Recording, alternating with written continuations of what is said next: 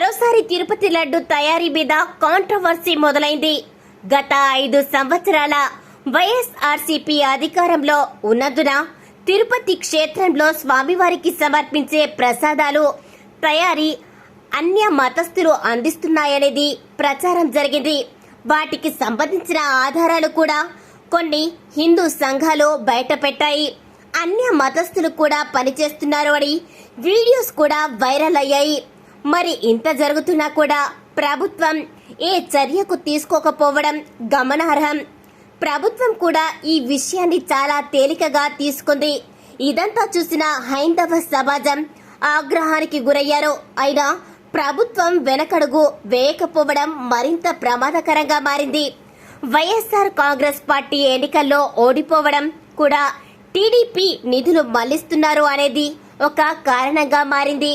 అయితే ప్రసాదాలు తయారీ చేసే పదార్థాలు అందించే కాంట్రాక్టర్ల పేర్లు కూడా బయటకు వచ్చాయి. Thomas and Saifuddin. ఇదే విషయాన్ని ఆనాటి చైర్మన్ గా పనిచేసిన ధర్మారెడ్డి ఇప్పుడు స్పందించారు. ఇదంతా కూటమి పార్టీ కుట్రలో భాగంగా చేస్తున్నారు అని ఆరోపించారు. కానీ ఎన్ని వివరణలు ఇచ్చుకున్నా సరే ప్రజలు నమ్మే స్థితిలో లేదు అనేది వాస్తవం. తిరుపతిలో కొన్ని అన్యమత చిహ్నాలు కూడా వెలువడడం, ఆ వీడియోస్ వైరల్ అవ్వడం అంతా జరిగిపోయింది. మరి ఈ కూటమి పార్టీ అయిన తెలుగుదేశం పార్టీ అధ్యక్షుడు సీఎం చంద్రబాబు గారు, అలాగే డిప్యూటీ సీఎం జనసేన అధినేత పవన్ కళ్యాణ్ గారు కూడా స్పందించడం జరిగింది.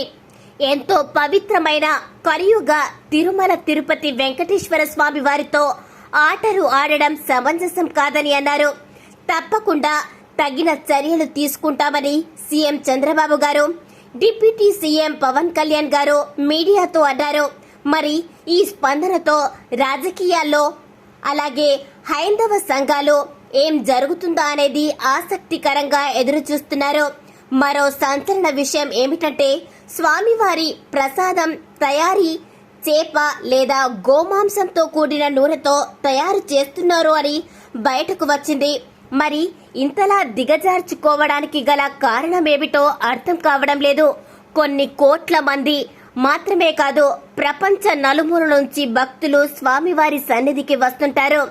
వారి మనోభావాలు దెబ్బతీశారు అంటూ హైందవ సంఘాలు మండిపడుతున్నారు. తిరుమల తిరుపతి లడ్డు వివాదం ఇప్పట్లో ముగిసే అంశం కాదు. కానీ దీనికి ఒక పరిష్కారం ఆలోచిస్తామని ప్రభుత్వం మీడియాతో అన్నారు.